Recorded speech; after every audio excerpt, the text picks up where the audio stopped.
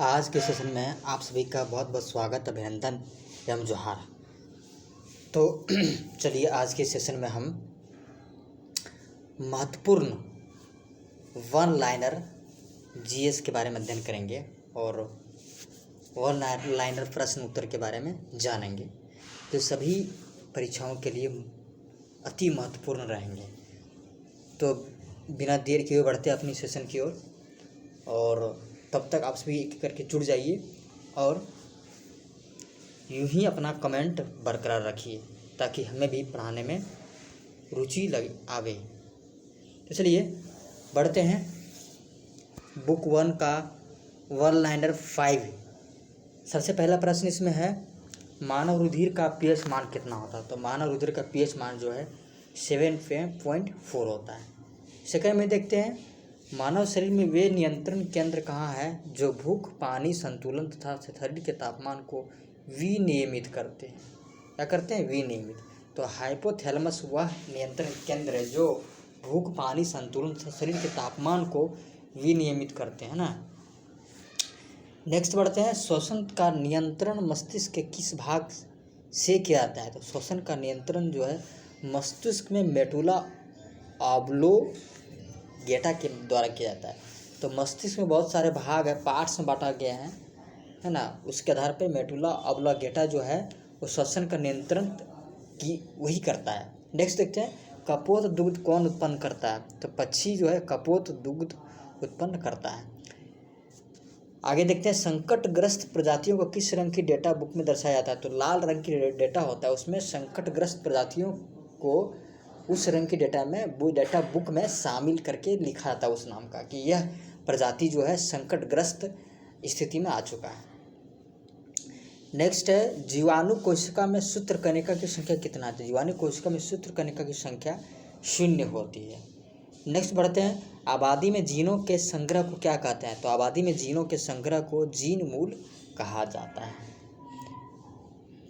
Ads देने वाली virus की पहचान किस वर्ष में हुई थी। इसके पहले हमने सेशन में एड्स के बारे में पढ़ा था कि एड्स जो है किसकी वजह से होते हैं। तो यह वायरस के द्वारा हो जाता है। तो यहाँ भी देखिए वर्ष शामिल किया गया कि एड्स देने वाले वायरस की पहचान किस वर्ष हुई थी।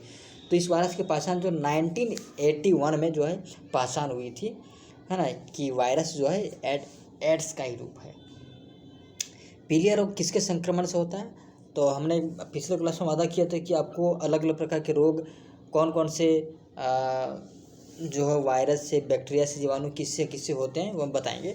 तो हमें समय नहीं मिलने के कारण नहीं बता पा रहे हैं। तो हम एक दिन स्पेशल क्लास उसके लिए रहेगा जिसमें हम सारे रोग को और उसके बारे में बताएंगे कि किसके माध्यम से होता है। तो पीलिया रोग किसके संक्रमण से होता है। तो यकृत का संक्रमण होने के कारण पीलिया रोग होता है। नेक्स्ट होते हैं पर्यानिका, जिसे क्लाइटेलम कहते हैं, किस में पाया जाता है। तो पर्यानिका जो है केचुआ में पाया जाता है। एक पक्षी तथा कीट के पर क्या होते हैं। एक पक्षी तथा कीट के पर क्या होते हैं। समृद्धि अवयव। मतलब पक्षी तथा कीट के पर मतलब पैर होते हैं। क्या होता है? समृद्धि अवयव। नवजात शिशु की 3 माह की आयु के अध्ययन को क्या कहते हैं। नवजात शिशु के उसके 3 माह तक की आयु के अध्ययन को हम जब जानेंगे तो उसके अध्ययन को हम नियोनेटोलॉजी कहेंगे। देखते हैं नेक्स्ट, जतुपरागन का आशय क्या है। जतुपरागन, जतुक द्वारा परागन। आगे बढ़ते हैं, एक मृदु कोशिका जो कि कोशिकीय और जीव पदार्थ संग्रह करती है क्या कहलाती है। ऑडियोप्लास्ट, विचित्र कोशिका कहलाती है। मूल परजीवी के रूप में व्यवहार करने वाला पौधा है। वह कौन सा पौधा जो मूल परजीवी के रूप में व्यवहार करता है। तो उसका नाम है कसकोटा, जो मूल परजीवी के रूप में व्यवहार करने वाला एक पौधा है। पारिस्थितिक अनुक्रमण के कारण ग्रासलैंड के घास के स्थान पर वृक्ष नहीं लगाए जाते क्योंकि सीमित जल का तथा अग्नि का होना, उसके कारण जो है ग्रासलैंड के घास के स्थान पर वृक्ष नहीं लगाए जाते हैं। IUCN द्वारा प्रमुख संकटग्रस्त जीवों को कितने वर्गों में वर्गीकृत किया गया है। तो IUCN द्वारा प्रमुख संकटग्रस्त जीवों को कितने वर्गों में वर्गीकृत किया गया। तो 6 वर्गों में वर्गीकृत किया गया है। चलिए इसके पहले हमने अध्ययन किया कि संकटग्रस्त प्रजातियों को किस में रखा जाता है, कौन सा बुक में, तो आप हमें कमेंट में ज़रूर बताएंगे, क्योंकि हम आपको अब आपका जो है आप इतना मन से पढ़ते हैं, हमें ज़रूर आशा रहता है कि आपको अच्छी तरह से आपको ध्यान में है जो आप पढ़ रहे हैं। तो कमेंट में हमें ज़रूर बताइएगा कि संकटग्रस्त प्राणी को कौन से बुक में रखा जाता है, बुक में जो रखा है तो उसमें क्या लिखा जाता है उसके जगह पे। चलिए नेक्स्ट बढ़ते हैं। पौधे में जल एवं पोषणों के संचालन के लिए उत्तक क्या कहलाता है, तो पौधे में जल और पोषकों के संचालन जो होता है उसके लिए उत्तक जो है जाइलम कहलाता है। जाइलम मतलब जल, शॉर्टकट याद रखना है आपको। जाइलम जल का संचरण करता है पौधों में, और फ्लोएम जो है उसमें खाना अपना खाने के लिए वो अपना प्रबंध करता है, फ्लोएम खाना पहुंचाता है पौधे में। नेक्स्ट देखते हैं लाख किससे बनाए थे। लाख एक कीट से बनाए थे, जो हमारे झारखंड राज्य में सबसे ज़्यादा होते हैं। लाख एक कीट से बनते हैं। किस पादप को साकी भारतीय डॉक्टर कहते हैं, तो किस पादप को, कौन सा पौधा जिसको साकी भारतीय डॉक्टर कहते हैं, तो तुलसी पादप, तुलसी पौधा जो है उसको साकी भारतीय डॉक्टर, यानी इसमें इतने प्रकार के गुण हैं जो बहुत सारे एंटीबैक्टीरियल को जो है एंटीबैक्टीरियल का वो काम करता है, और सारे बैक्टीरिया को वो हमारे बहुत सारे फंक्शन हमारे शरीर में सही करते हैं, और हमारे जो बोलते हैं कि रोग रोधी ताकत को मजबूत करता है। नेक्स्ट बढ़ते हैं। प्रति व्यक्ति आय बराबर होती है राष्ट्रीय आय कुल जनसंख्या के बराबर है। कहा जाता है कि अच्छा बैंकर वह है जो बंधक और के बीच में अंतर जानता है, बंधक और ऋणी पत्र के बीच में अंतर जानता है। उधार ली गई निधि के प्रयोग के लिए दिए गए ब्याज को क्या कहते हैं, ब्याज दर की साधारण दर। इसके अंतर्गत बिक्री लागत नहीं है, पूर्ण प्रतियोगिता के अंतर्गत बिक्री लागत नहीं है। SIDBI किसका द्योतक है, small industries development bank of India, है ना। SIDBI, तो इसका मतलब क्या हो गया, शॉर्ट फॉर्म ये था, इसका फुल फॉर्म हो गया small industries development bank of India. किस पंचवर्षीय योजना में भारी उद्योगों को प्राथमिकता दी गई, तो पंचवर्षीय योजना बहुत सारे चला गया। सबसे पहले आपका 1951 से शुरुआत किया गया। तो पंचवर्षीय कौन सा पंचवर्षीय योजना हुआ जिसमें भारी उद्योगों को प्राथमिकता दी गई, तो भारी उद्योग जो हमारे भारी फैक्ट्रियाँ और भी सारे उद्योग जो लगाए गए उसमें कौन सा पंचवर्षीय योजना, तो दूसरी पंचवर्षीय योजना जो हमारा 1956 में जो है हमारा भारी उद्योग को प्राथमिकता दी गई और उसमें शामिल किया गया भारी उद्योग को। जिस बाजार से ऋण के रूप में धन प्राप्त किया जा सकता है उसे क्या कहता है, जिस बाजार से ऋण के रूप में धन, यानी हम किसी से अपना ऋण लेते हैं, धन प्राप्त किया जाता है, उससे क्या आता है, उस बाजार को कहते हैं मुद्रा बाजार। नेक्स्ट बात, जब घरेलू मुद्रा की विनिमय दर में कोई आधिकारिक परिवर्तन हो तो उसे क्या कहता है, जब घरेलू मुद्रा की विनिमय दर में कोई आधिकारिक परिवर्तन हो, है ना, तो उसे क्या कहते हैं, पुनर्मूल्यांकन। सब हमारा सारा जो है इकोनॉमिक्स से प्रश्न मिल रहे हैं। मुद्रास्फीति की उच्च दर और बेरोजगारी की उच्च दर के एक साथ उपस्थिति क्या कहते हैं, तो मुद्रास्फीति की उच्च दर और बेरोजगारी की उच्च दर के एक साथ उपस्थिति को जो है स्टैगफ्लेशन ये नाम दिया गया है। जब भी हमारे पास आवे दोनों एक साथ लड़े, मुद्रास्फीति की उच्च दर और बेरोजगारी की उच्च दर, तो उस स्थिति को दोनों के साथ उपस्थित रहे तो उसे स्टैगफ्लेशन कहेंगे। पूंजीवादी के अंतर्गत विकास प्रक्रिया को सर्जक विनाश के रूप में किसने वर्णित किया है, तो पूंजीवादी के अंतर्गत विकास प्रक्रिया को सर्जक विनाश के रूप में शुम्पीटर जो है उसने वर्णित किया है। एकाधिकारी किसके आधार पर मूल्य विभेदन का आश्रय लेता है, तो एकाधिकारी किसके आधार पर मूल्य विभेदन का आश्रय लेता है, मांग लोच के आधार पर। भारत में थोक की कीमत पर आधारित मुद्रास्फीति की दर 27 जुलाई 2008 को अपने 13 वर्षों के उच्चतम स्तर पर पहुँच गई थी, वह थी 12.05% थी। भारत का कौन सा उद्योग सबसे बड़ी संख्या में कार्यकर्ता नियुक्त करता है, मतलब बड़ी संख्या में अपने जो वर्करों को लगाता है, तो कौन सा उद्योग है, तो वस्त्र उद्योग है, जो हमारे भारत में सबसे ज़्यादा काम करते हैं। और इस तरह से बात हम करें तो हमारे बहुत ऐसे शहर भारत के जिसमें वस्त्र उद्योग बहुत बड़े पैमाने पर चलता है। ये हमारा गुजरात हो गया, बंगाल हो गया, दिल्ली हो गया, वाराणसी हो गया, चेन्नई हो गया, तमिलनाडु हो गया, सारे में जो बड़ी संख्या में कार्यकर्ता नियुक्त करता है वस्त्र उद्योग में, सबसे बड़ा उद्योग भारत का उसके आधार पे है।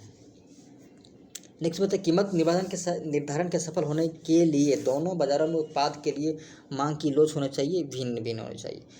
पूर्ति अपनी मांग स्वयं बना लेती, यह है बाजार का नियम है। लास्ट सपर एक प्रसिद्ध रिनेसांस चित्रकारी किसकी श्रेष्ठ कृति थी? लास्ट सपर एक प्रसिद्ध रिनेसांस चित्रकारी किसकी श्रेष्ठ कृति थी? तो लियोनार्डो दा विंसी। और आप कमेंट करेंगे, पिछले क्लास में आपने सेशन में आपने पढ़े हैं कि लियोनार्डो दा विंसी एक और कौन से प्रसिद्ध जो चित्र किया उनका नाम बताएंगे।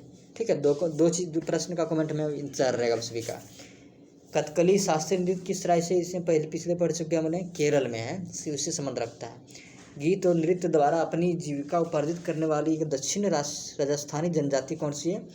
तो गीत और नृत्य द्वारा अपनी आजीविका उपार्जित करने वाली और उसके आधार पर अपने जीविका चलाने वाली दक्षिण राजस्थानी जनजाति, उसका नाम बताएं। तो उसका नाम है गरासिया। गरासिया वह जनजाति जो गीत और नृत्य द्वारा अपनी जीविका चलाती है ना, और दक्षिणी राजस्थान में पाया जाता है। उस जनजाति का नाम क्या दोस्तों? गरासिया। चलिए आगे बढ़ते हैं। मुल्कराज आनंद ने किसकी रचना की थी? तो मुल्कराज आनंद ने और भी बुक्स लिखे होंगे, लेकिन द विलेज बुक मुल्कराज आनंद के द्वारा लिखा गया है। किसके द्वारा? मुल्कराज आनंद। उसके बुक के नाम क्या है? The village. विलेज मतलब गांव होता है। द वाइट कैसल नामक पुस्तक के लेखक कौन है? देखिए सारे यहाँ बुक्स आ रहे हैं, तो द वाइट कैसल नामक पुस्तक के लेखक जो हैं कौन है? ओरहन पामुक। बुक का नाम क्या? द वाइट कैसल, और राइटर का नाम ओरहन पामुक। वयस्कों में खाली पेट रुधिर ग्लूकोज स्तर क्या होता है? तो वयस्कों में खाली पेट रुधिर ग्लूकोज स्तर जो होता है वो 60 मिलीग्राम पर 100 ml होता है।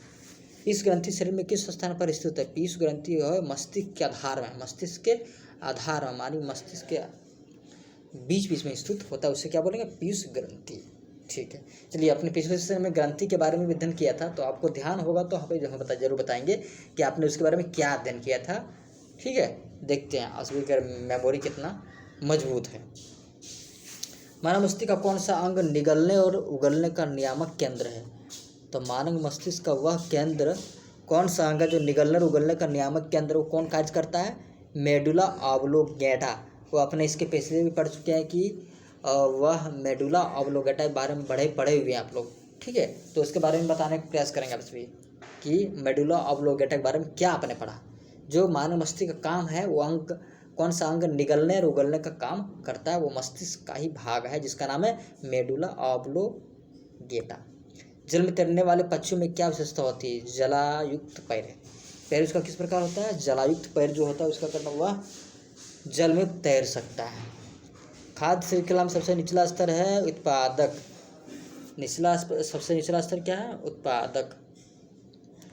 ठीक है, भ्रूण के पोषण में कौन सी संरचना सहायक होती है? तो भ्रूण के पोषण में संरचना जो होती है वो सहायक प्लेसेंटा होता है, जो उसके कारण जो भ्रूण में पोषण प्लेसेंटा ही करवाता है। नेक्स्ट बढ़ेंगे, पहला क्लोन पशु डॉली कौन सा पशु था? तो ये पशु आपका भेड़ था। ठीक है, क्लोन उसका पशु का नाम क्या था? डॉली दिया गया था। पहला क्लोन पशु जो डॉली से, ये जिस तरह से आपने शायद बनाते हैं हाइब्रिड वगैरह, उस तरह से बनाया गया था। किस जानवर को बनाया गया था? भेड़ को। काली मौत, प्लेग को जो काली मौत का उपनाम दिया गया, जिस तरह से बहुत लोगों को उपनाम दिया जाता है कोई व्यक्ति विशेष का, उस तरह से काली मौत किसको नाम दिया गया? प्लेग को दिया गया। कौन सा रोग रक्तदान से नहीं फैलता? टाइफाइड रोग जो रक्तदान से नहीं फैलता है। अष्टभुज ऑक्टोपस को ऑक्टोपस घोंगा स्नेल, ये वैज्ञानिक नाम है। सीपिया और यूनियो को किस फाइलम में शामिल किया गया? तो मोलस्का में, है ना, मोलस्का में शामिल किया गया। ये सारे बायोलॉजी का प्रश्न है, आप पढ़ेंगे तो आपको समझ में अच्छा आ जाएगा कि मोलस्का क्या होता है, और चीज़ नए शब्द जो है वो आपको समझ में आ जाएंगे। तो आज के सेशन के लिए बस इतना ही, और फिर हम अगले सेशन में देखेंगे और मिलेंगे, और आपको इसी तरह से महत्वपूर्ण प्रश्न लाएंगे। आज विशेष करके हमने देखा तो बायोलॉजी का प्रश्न विशेष रूप से था, जिसमें बहुत अच्छे प्रश्न हमने मस्तिष्क के बारे में, ग्रंथि के बारे में अध्ययन किया। तो मस्तिष्क के बारे में अपने अध्ययन के एक प्रश्न जो है आप फिर से रिमाइंड कर लीजिए ताकि आपको दोबारा दिक्कत नहीं हो। तो हम देख रहे हैं मस्तिष्क का एक भाग का नाम दिया हुआ था, हाँ, श्वसन का नियंत्रण मस्तिष्क का किस भाग से किया जाता है? दोस्तों ये आप यहाँ जो देख रहे श्वसन का भाग किसके द्वारा किया जा रहा है, तो इसमें जो है इंडिकेट हम कर रहे हैं मेडुला ऑब्लोंगेटा। मेडुला ऑब्लोंगेटा श्वसन का नियंत्रण मस्तिष्क किस भाग से, तो ये दो कार्य करता है। एक अपने शरीर का वह अंग है जो कोई चीज़ को उगलने और निगलने और उगलने का काम करता है। कौन सा काम करता है? मस्तिष्क का भाग मेडुला ऑब्लोंगेटा। तो दो काम करता है, श्वसन का नियंत्रण और उगलने और निगलने का। ठीक है, तो अगले सेशन में हम ध्यान रखेंगे, आप सभी को फिर से रिमाइंड करेंगे, पूछेंगे, ताकि तुम देख रहे हैं आपको मेमोरी में कितना रख पा रहे हैं और कितना आपके मेमोरी से हट रहा है। तो चलिए, हमें आपका इंतज़ार रहेगा, जो हम अपने ज़रूर हमें कमेंट करेंगे, जो आपने हमें पिछले सेशन में हम अपने आप सभी को जो दिया है उसमें हम जरूर बताएंगे आप सभी कि वो 3 प्रश्न क्या उत्तर क्या होंगे जो आपने पिछले सेशन में अध्ययन कर चुके हैं। तो चलिए, आज के सेशन में बस हम इतना ही हम रहने देते हैं, क्योंकि ज़्यादा पढ़ेंगे तो आपका दिमाग में भी रहना चाहिए। बहुत सारे क्वेश्चन अपने अध्ययन कर लिए मुख्य रूप से जीव विज्ञान का। मिलते हैं नेक्स्ट सेशन में, तब तक आप इस तरह से बने रहिए और रुचि के साथ अध्ययन कीजिए, ताकि आपके सारे प्रश्न आपके दिमाग में फिट हो जाएं और कहीं भी कुछ आए तो उसको आप अच्छे से हल कर सकें। तो आज के लिए बस इतना ही। Thank you. जय हिंद, जय भारत।